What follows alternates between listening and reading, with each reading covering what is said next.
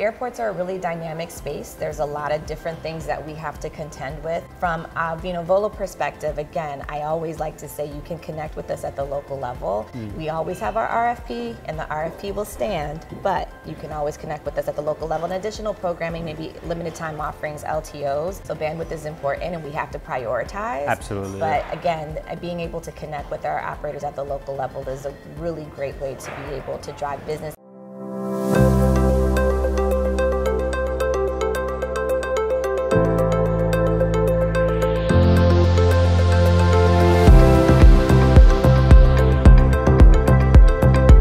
Hey guys, I'm here with Larissa Dubose. She's the National Director of Beverage at Vino Volo, which is a lot of airport wine lounges, you know, which you will see, I'm sure, in US a lot. I don't know if it's outside of US, but you can tell us a little bit more.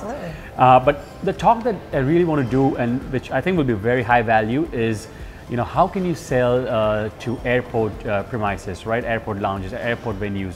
So let's just go right there in from asking the buyer, you know, how to get your wines listed there. So Larissa, why don't you give us a little introduction about your journey and what your role is about? Absolutely. So I have been with my organization for 2 years now.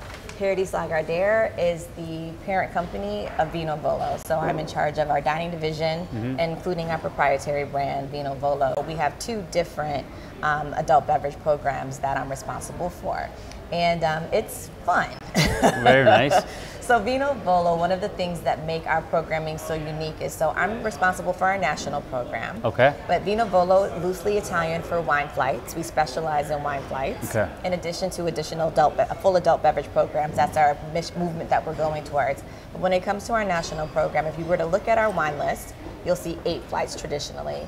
The 4 on the left are mine, are my team, and then the 4 on the right are what we call our discovery flights. So the discovery flights are where you're able to get that operators, local flavor. You let them make the decisions. Exactly, so they have the autonomy.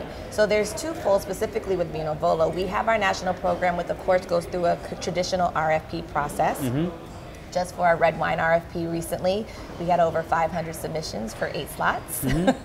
And then later would love to know what kind of things are in RFP to get an idea. Absolutely. So RFP just means request for proposal. So our supplier partners make submissions based on the parameters that we put out there, based on price point, the type of wine that we're looking for to fill those specific core flights. Understood. And so from those 500, we have our tasting panel, which is comprised of general managers who've been selected from throughout the US. So I'll just dissect that a little bit. So let's say the 500 applications come in, and then someone's checking that they abide by the RFP, or the system automatically filters that, for example.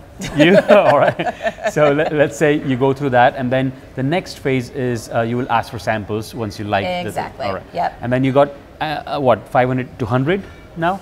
We dropped it from 500 to about 200. So 200 samples. Let's say we are in the samples phase now. Exactly. And then all the product comes based on the deadlines and shipping labels and all that.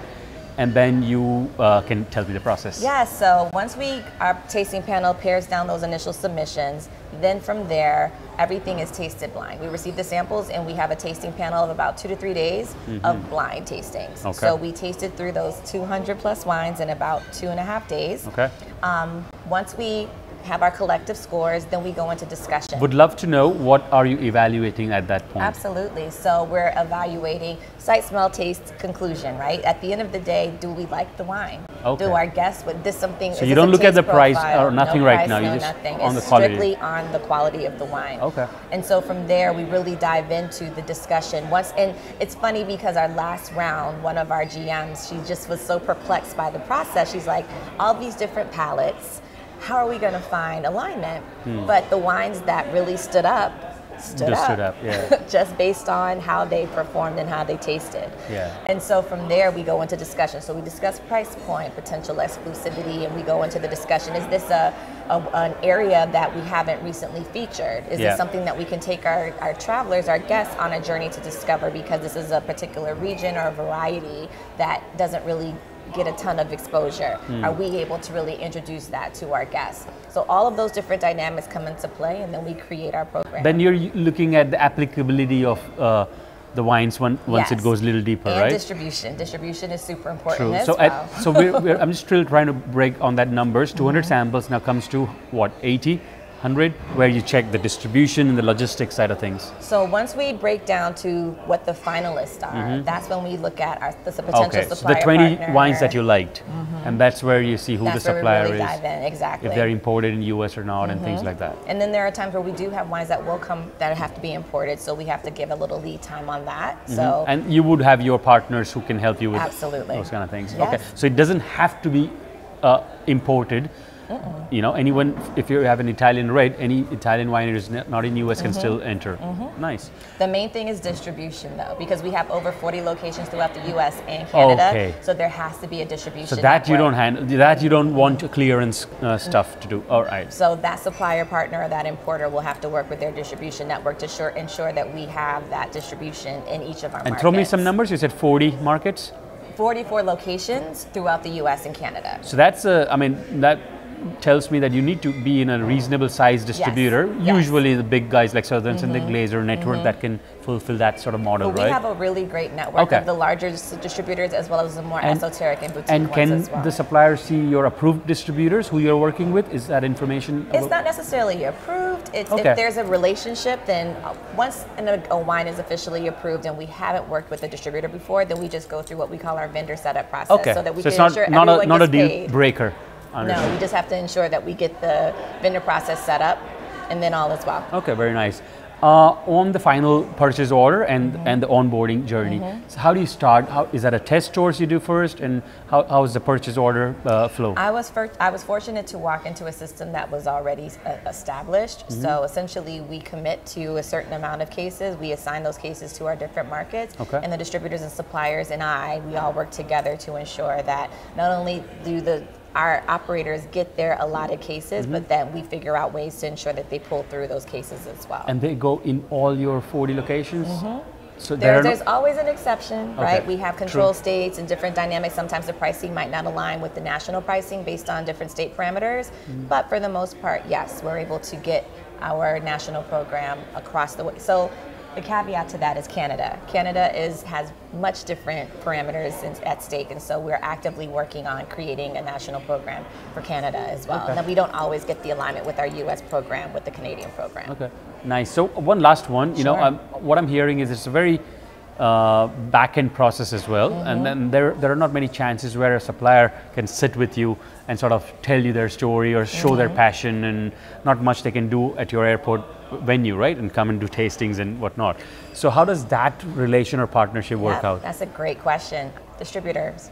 Okay. It's really the supplier working with the distributors to ensure that they can then, because Vino Volo, our wine program is so robust and it does tend to rotate, those distributor sales individuals who have the relationships with our operators, there should be a lot of opportunity to continue to turn. So even though the national program, we typically align that for 9 to 12 months, but the local program, the discovery flights and the retail program, as well as the potential buy the glass offerings, that's something that again, our operators have autonomy on. So if there's a dialed in distributor sales representative and a sales team that wants to work with our local general managers, there is an open door there with this. So there's always the opportunity for trade shows or tastings and the like, where our operators can come out of the airport, right? And there are some locations in some states where you are based on your relationship and the parameters with each jurisdiction, some distributors will actually get badged, like a security badge, so that they can go into the airport and do.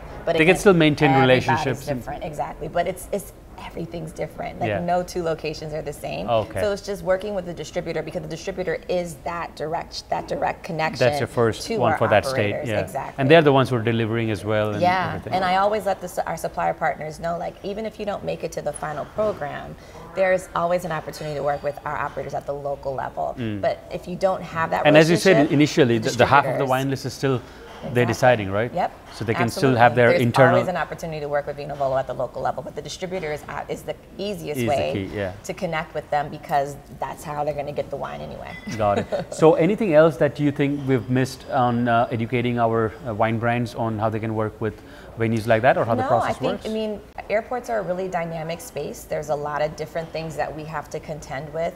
Each airport, we sometimes call them platforms. They just each have their own unique spaces and dynamics, but we're always open to partner, right? And so from a Vino Volo perspective, again, I always like to say you can connect with us at the local level. We always have our RFP, and the RFP will stand, but you can always connect with us at the local level. And additional programming, maybe limited time offerings, LTOs. But again, bandwidth is I'm sure everyone's favorite word. Now, there's a lot of amazing and dynamic professionals that are here, so bandwidth is important, and we have to prioritize. Absolutely. But again, being able to connect with our operators at the local level is a really great way to be able to drive business. And then what happens is organic, right? Like we see that there's traction in some of these locations. Oh, what's going on there? True. And then and those are the things you see in head office, that okay, some local wine sales are going up here and all that. Yep, absolutely. Got it, cool. I think maybe one question that still remains open for me, just out of curiosity, is where can they find this? Do they Google Vino RFP process, or is this information public, or? I believe I just created a new inbox for that, because my inbox tends to be a little overloaded. People are asking this question. VVRFP@vinovolo.com. Oh, there you go.